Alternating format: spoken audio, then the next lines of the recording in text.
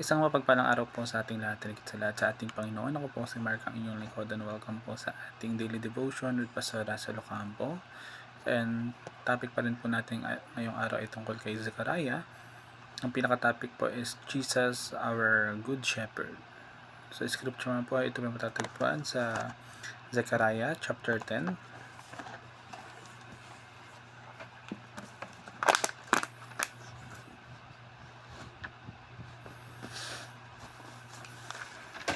Sabi po dito, humingi kayo ng ulan kay Yahweh sa panahon ng tagsibol. Sa kanya na lumilikha ng ulap at hamog na nagpapasariwa sa mga pananim. Ang mga Diyos-Diyosan ay wala ng kabuluhan, ang pangitain ng mga manghuhula ay pawang kasinungalingan. Ang mga panaginip nila ay walang katotohanan, ang kanilang sinasabi wala rin kabuluhan, kaya mga tao'y parang tupang naliligaw pagkat walang pastol na sa kanila ay umaakay. So sa ating katuruan, unang-una, we are lost sheep wandering in the wilderness.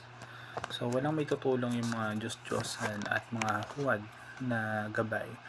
Tanging yung ating Panginoon lamang yung nagbibigay ng tunay na pagpapala at tumutugon sa ating mga pangailangan. Siya yung pinagmumulan ng lahat ng mabuti.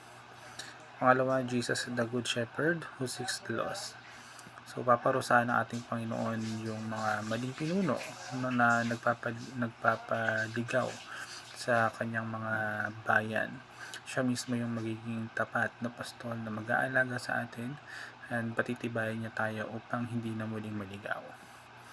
Pangatlo, the Good Shepherd saves, protects, and provides. So yung Panginoon ay magbubuklod sa kanyang bayan mula sa iba't ibang mga dako at bibigyan niya sila ng mga lakas at gagamitin ang Messiah upang ibigay yung ganap na kaligtasan at pag-asa. And yung pag-ibig niya ay nananatili sa kanyang bayan. Sa atin naman pong application, unang-una, admit that we are lost apart from Christ. So, lagi tayong lumapit sa Diyos sa panalangin para sa lahat ng kailangan natin.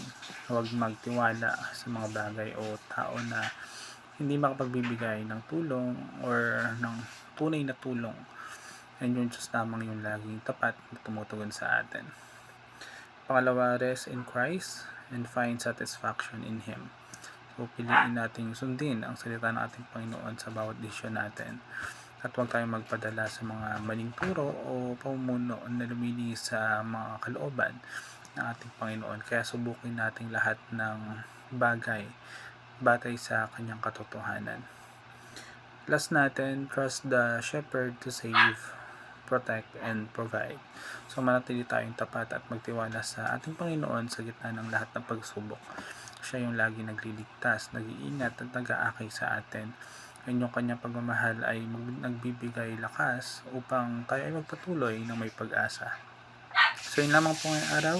Salamat po sa pakikinig and God bless po sa ating lahat.